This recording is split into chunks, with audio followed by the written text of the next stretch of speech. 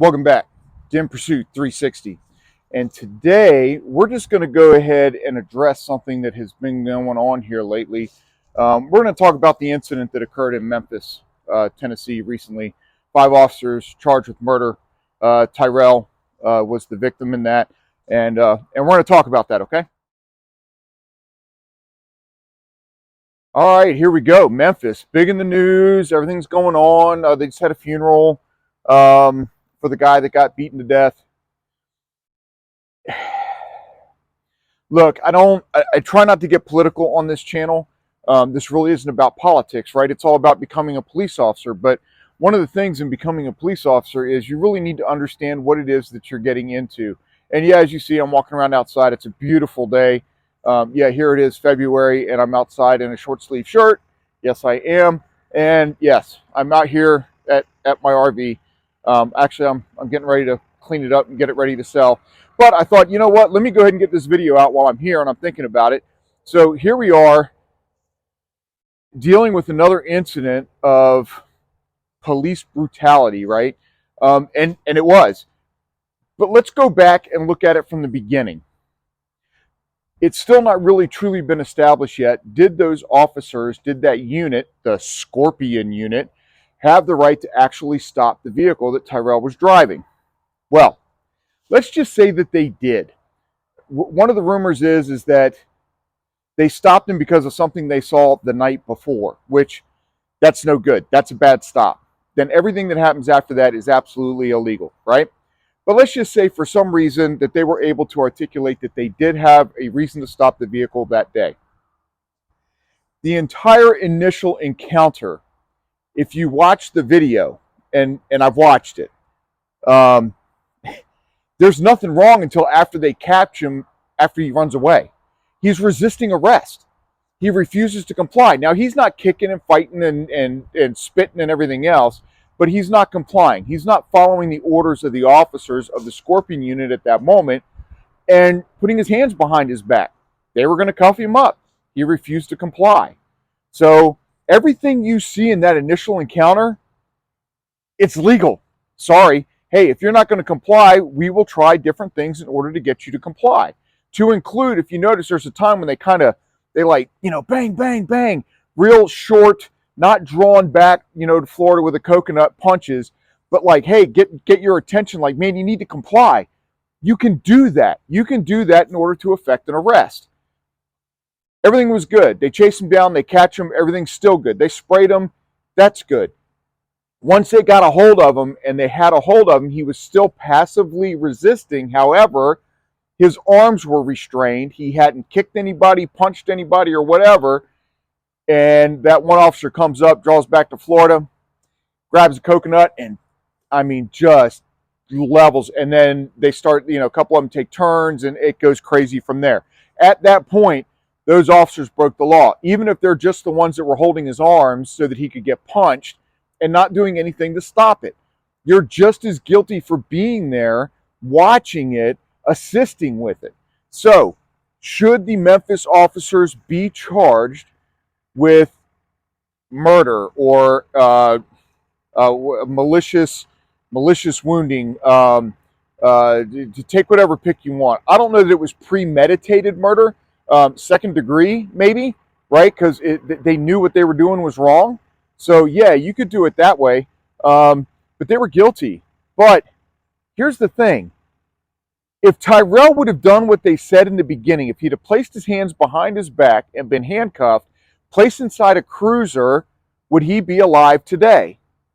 And my opinion is, yes, he would. And if it was an illegal stop, he right now would be sitting in a defense attorney's office talking about how they're going to own the Memphis Police Department. But because of things that have gone on recently in society, for some reason, people think it's okay to not listen to the police. We can fight, we can run, we can do whatever we want because they don't mean nothing. And look what happened. Tyrell got killed. Wasn't justified. Not saying it was right. Those officers needed to be able to stop. Once you get them in custody, the fight is over, you need to stop. However, he decided he wanted to resist. Again, doesn't mean he deserved to die. Doesn't mean he deserved to die, but he had some say in that. He had some say. If he would have done what he was told and complied, he'd be alive today. You know who else would be alive today if he had complied and done what he was told? George Floyd would be alive today if he had done what he was told. You can look at a lot of these cases, and in a lot of these cases, these people would be alive today if they did what they were told. How about the case, and I don't remember the guy's name, where the female sergeant, they go to arrest the guy, he dives back in his car, and the female sergeant says, I'll tase you, I'll tase you, I'll tase you, and ends up shooting him and killing him. He didn't comply either. He would still be alive today. So unfortunately, we as law enforcement, we have to figure out how to deal with situations like this, right? We have to be able to, once we bring somebody back into custody, we've got to like turn that knob back down, right? We get hyped up, we have to go get them, we have to chase them, we have to do what we have to do to get them into custody, but then we need to stop. We need to stop. That's where the problem's coming in, right? Chauvin, everything he did to get Floyd under control was good up until Floyd was after he was handcuffed, Floyd was complaining he couldn't breathe, and Chauvin didn't get him up. The coroner's report actually said there was absolutely no neck damage or anything else. So the knee and the neck just looked bad. That's not what killed him.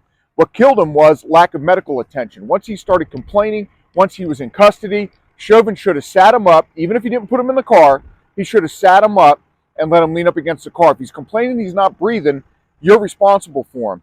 So that falls back on Chauvin, right? The guy that they went to arrest, you know, I kind of blame part of that on one of the male officer that was trying to handcuff him. He fumbled with his cuffs. Are you not trained in handcuffing? In law enforcement, we train how to handcuff. You keep them loaded in the case. When you pull them out, they come out in the right position. You got a hold of both hands and you get them on. Click, click. Too many people, once that first cuff hits, they want to fight. They want to run, right? Because it's like, oh, I'm going to jail, right? And then they want to fight and run. So we in law enforcement, we need to be able to recognize the sooner we get somebody into custody, the sooner we get them cuffed up and put in the back of the car, the safer everyone will be. And the law, the Constitution, or I'm not the Constitution, case law, says that we are actually able to use a certain amount of force to place somebody into custody for their protection and for ours. So if somebody's giving you a bunch of crap and they don't want to put their hands behind your back, and you take and grab hold of that arm and you kind of twist and use that pressure point and put them down on the ground, that's all good. They don't have to attack you first, right? Society needs to get out of this. Nothing says that as a law enforcement officer, you have to let somebody hit you first, tackle you first, or punch you or whatever, or kick you before you can do anything. No. By us taking that first move and getting somebody into custody, possibly putting them onto the ground, then we are protecting them and us. Because look what happens. Look what happens when these use of force things get too carried away and somebody can't turn their stuff down. Whether it's the bad guy or whether it's the officer, you can't turn your stuff down and suddenly somebody ends up seriously hurt or dead. Okay? So who's to blame for this? Can we do better training for the officers? Yeah, probably. I don't know how much they got talked to about this. I know it was something I used to cover in my roll calls on a regular basis, being able to kind of like turn it off, right? You turn it on, get them into custody, turn it off. We're nothing but enforcers. We enforce the law. We are not judge, jury, and executioner. I used to tell my guys that all the time. I wanted to make sure that they understood that. So in order to, make sure that we have that, what kind of training do we need for the officers? But let me ask you this. What kind of training do we need for society? How about that?